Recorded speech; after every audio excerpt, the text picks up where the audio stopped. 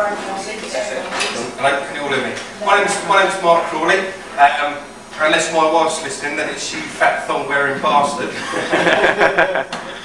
Who wants to hear a joke about the Welsh? Yeah. Go on then, go on then. Seriously, who wants to hear a joke about the Welsh? Yeah, go on. Nah, fuck them.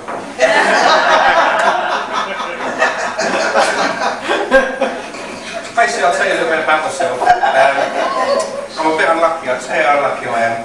A couple of weeks back I was in the pub and it was my local, I hadn't been to the pub for a little while and I was standing in there and my mate came in. So he comes in and he says, "Oh Mark," he says, "I'm going on my holidays tomorrow." He says, "Do you want me to bring back any fags?" I said, "Oh yeah, that'd be great." I said, "Get us 200 embassy and I'll give you the money back when I get back. When you get back." So he says, "Oh yeah, no problem." So a couple of weeks go past, turns up in the pub, I'm down with my local, comes in, he says, "Mark, I've got them fags for you." I said, "Oh brilliant, how much do I owe you?" So he says, £48.50. £48.50? Where'd you go? He says, "Blackpool." I'm lucky, seriously. I was advertised for tonight's gig as the interval. I did a gig at a gay club a couple of weeks back, and even the non-smokers went out for a fag at the interval.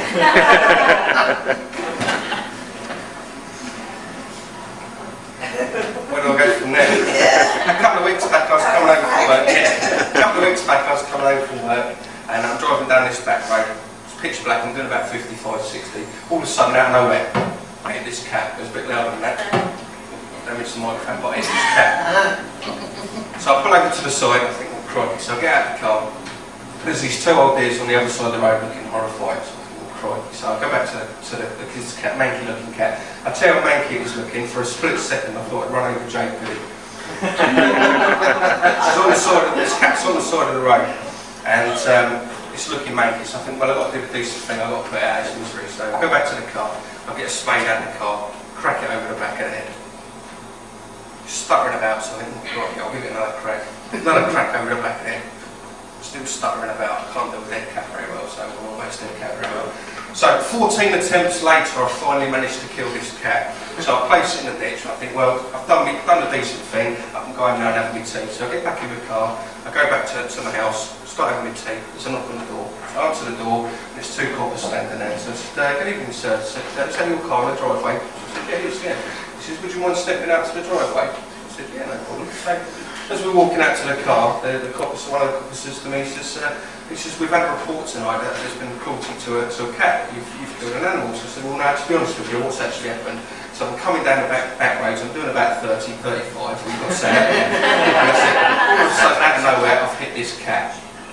So I said, "I've got to do a decent thing and put it out of its misery." So the other cop says, "Would you mind coming around to the front of the car?" And as I've stepped around to the front of the car, the cat I'd actually hit was hanging out the front grille of the car. I've got one for the ladies now. A couple of weeks back, I got my old boy pierced. Impressed? He's fucking headmaster, man. Who here likes Noddy? Who thinks Noddy's a good role model for kids? Yeah. Yeah? All agree? Yeah. I'll tell you where you're wrong. The reason you're wrong is because, let's analyse it. Let's set the situation. You've got your 3-year-old niece, nephew, son, daughter. You're all sat around the telly and Noddy comes on. Let's analyse what Noddy is. Noddy is a young boy who's got a job as a taxi driver. And incidentally, he's the only taxi driver I know who's got a convertible taxi. Fucking over. So let's look at the options. So he's a young taxi driver, right? He never goes to school, he never wears a seatbelt, and his best friend, Big Ears, is an old fella. Makes you wonder. You never know, you never know. I think in years to come we should have a different style of Noddy. I think we should have a fuck hungry Noddy. I reckon we should have Noddy that goes around fucking everything in Toyland. Simple as that. We should have a pimp, as we've been mentioned several times tonight, a pimp Noddy. It's food for thought anyway, something worth thinking about. Just a couple more things before I end up. I go to the gym a few times a week, 3 times a week to be precise.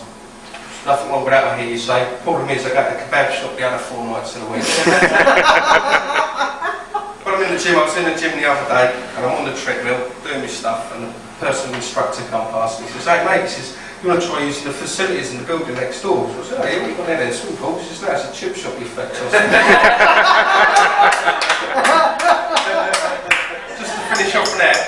gym and the workout, I get very sweaty, very sweaty. So I like to go to the pool for a swim just to soak off and, you know, freshen up and that just before I go out in the evening.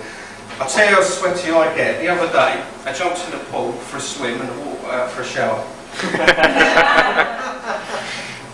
Lastly, I'd like to finish off just by saying thanks very much for listening. Any of you, when your kids get to sort of 17, 18, do apologise when they're never allowed to watch Noddy after this evening. And I thank you for listening to my film, Very Fat Bastard Like Myself. Thank you very much.